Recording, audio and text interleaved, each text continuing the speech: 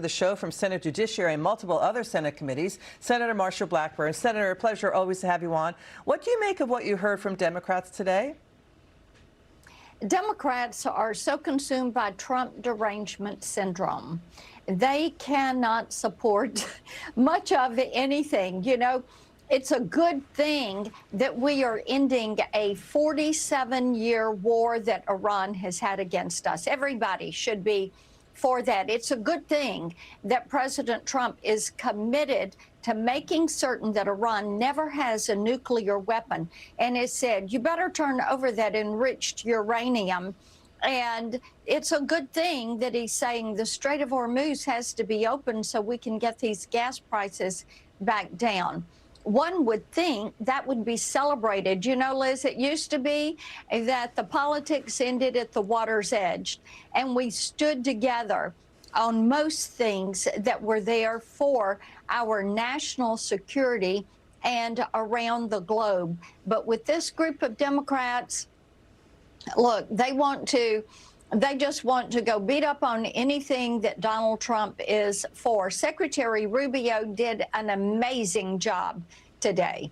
Senator, you've been expert on this. You've been watching this unfold. What if Iran was allowed to go unchecked? What if Trump did not win?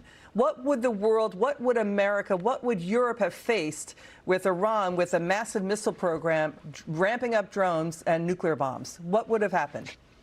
What we know is when President Obama decided that he was going to ship in all those pallets of cash, what Iran did was take that as the go sign to go back to enriching uranium and enriching. Right now, they're at about 1,000 pounds of uranium at 60%.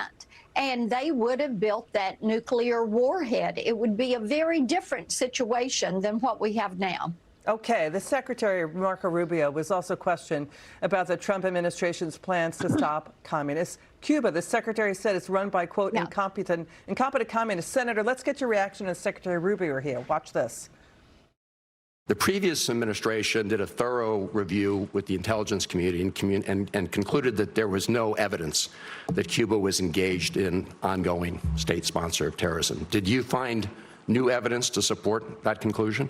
Virtually every left-wing, radical, violent terrorist group in the Western Hemisphere has at some point relied on support from Cuba. The ELN, the FARC dissidents, including them, have been involved there. Why would I need new evidence? This is why I was shocked to see that you were at a party with President Trump in Miami instead of accompanying Vice President Vance to Pakistan for negotiations. What party was I at?